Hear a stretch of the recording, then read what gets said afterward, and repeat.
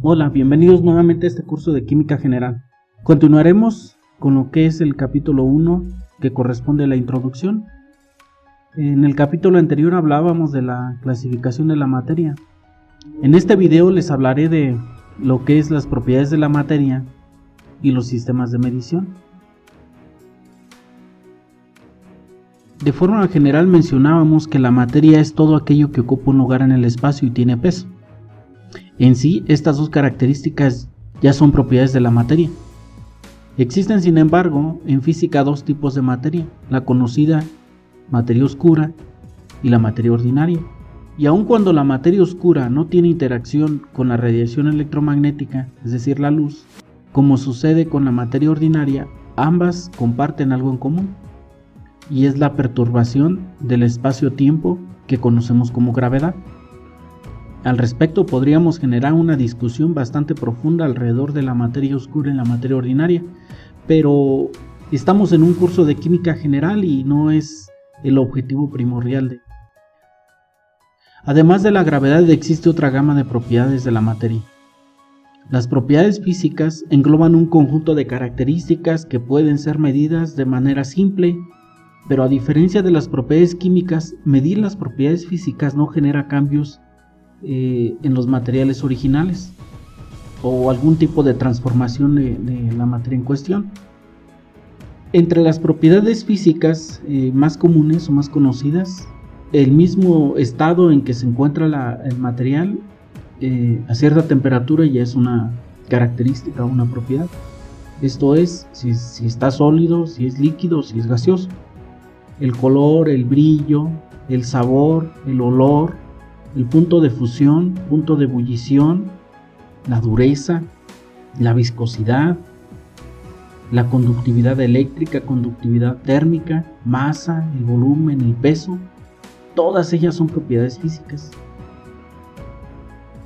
En cuanto a las propiedades químicas, estas se refieren a la capacidad que tienen las sustancias para transformarse en otras, modificando su composición. Entre estas propiedades está la capacidad de intercambio de iones, capacidad de intercambio de cationes, el pH, la inflamabilidad, la afinidad electrónica, el potencial de ionización, etc. Por otro lado, tenemos también que las propiedades pueden ser agrupadas o identificadas como propiedades intensivas o propiedades extensivas. Las propiedades intensivas son aquellas que no dependen de la cantidad de materia que se encuentra presente. Es decir, no se incrementa su valor de la propiedad si se incrementa la masa o el volumen, ya que el volumen generalmente depende de la cantidad de materia presente. Ejemplos de las propiedades intensivas son la densidad, el punto de ebullición, la viscosidad, la dureza, la concentración, la solubilidad, la temperatura, etc. En cuanto a propiedades extensivas, estas dependen de la cantidad de masa presente y en ese sentido es una propiedad aditiva. Ejemplos claros de esto son el volumen, la longitud, el peso, la misma masa, etc. Ahora bien, una cuestión importante es la medición de estas propiedades, y es que no se puede controlar lo que no se puede medir. Por lo tanto, un buen manejo de los sistemas de medición es indispensable tanto para una buena realización de los experimentos como para formular las conclusiones correctas. Cabe señalar que existen distintos tipos de unidades que se deben considerar en un sistema de unidades: las unidades fundamentales y las unidades derivadas. Las unidades fundamentales, como su nombre lo indica, son unidades independientes desde el punto de vista dimensional. Es decir, son unidades básicas. Las unidades derivadas en esencia son unidades que dependen de las unidades fundamentales. En este sentido, tenemos que para el sistema internacional de unidades, que es el más usado a nivel mundial, las unidades fundamentales son la masa, la longitud, el tiempo, la temperatura, la cantidad de sustancia. En este sentido tenemos que las unidades fundamentales para el sistema internacional son: para la masa, el kilogramo; para la longitud, metros; el tiempo se mide en segundos, la temperatura en Kelvin, la cantidad de sustancia en mol, la corriente eléctrica en amperios, la intensidad luminosa en candelas. Ahora bien, por comodidad, es una práctica muy común emplear prefijos cuando se están expresando las unidades. El prefijo giga, cuya abreviatura es una G mayúscula, implica que la unidad que se está expresando se va a multiplicar por 10 a la 9, mega 10 a la 6, kilo 10 a la 3, deci 10 a la menos 1, centi 10 a la menos 2, mili 10 a la menos 3, micro 10 a la menos 6, nano 10 a la menos 5, pico 10 a la menos 12 y femto 10 a la menos 15, y así sucesivamente. Así, por ejemplo, un gigámetro equivale a 10 a la 9 metros, mientras que un femtómetro equivale a 10 a la menos 15 metros. Estos prefijos no solamente se emplean en el sistema internacional. Al respecto, existen distintos sistemas de unidades. El sistema internacional, del cual hemos comentado, está también el sistema sexagesimal, que se considera una especie de ampliación del sistema métrico, donde el centímetro, el gramo y el segundo son las unidades para la longitud, la masa y el tiempo respectivamente. El sistema inglés de unidades, por otro lado, emplea como unidades fundamentales el pie para la longitud, la libra para la masa, el segundo para el tiempo, el amperio para la corriente eléctrica, el ranking para la temperatura y el mol para la cantidad de sustancia.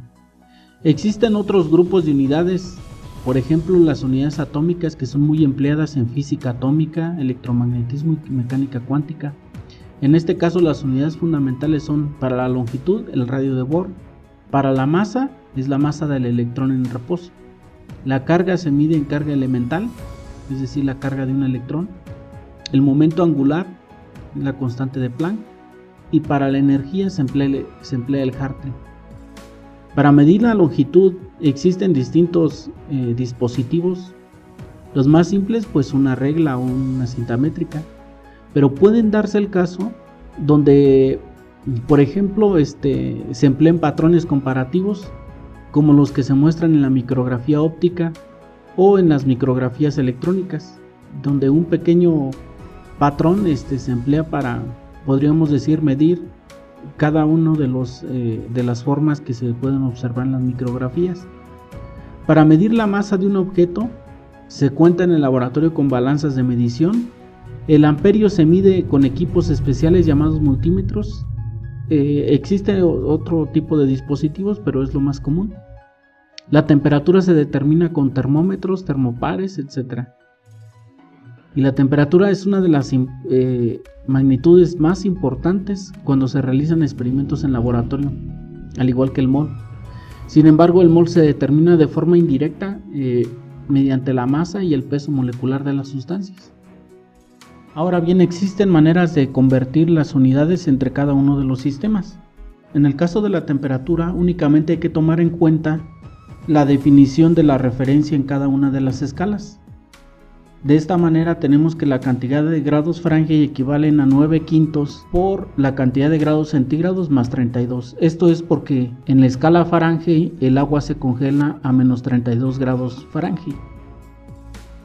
Bueno, para finalizar quiero comentarles que la medición de las características de los materiales no solamente se limita a mediciones de masa o a instrumentos como termómetros, multímetros o cosas así. Existen diferentes equipos de caracterización en los laboratorios que nos permiten medir diferentes características de los materiales, como por ejemplo el GPC, que es el equipo que les estoy mostrando. Este equipo lo que hace es que determina una distribución de pesos moleculares de un polímero, porque deben de saber que una molécula polimérica o un material polimérico no cuenta con un tamaño fijo en sus moléculas. Y en este caso lo que arroja el equipo es una curva estadística como de tipo campana, que lo que representa es la distribución de los pesos moleculares en la muestra que se ha determinado. Bueno, pues por lo pronto esto ha sido todo. Pues espero contar con su like Y pues no olviden compartir esta serie de cursos que estoy impartiendo. Y bueno, nos vemos en el siguiente video, donde hablaré del análisis dimensional.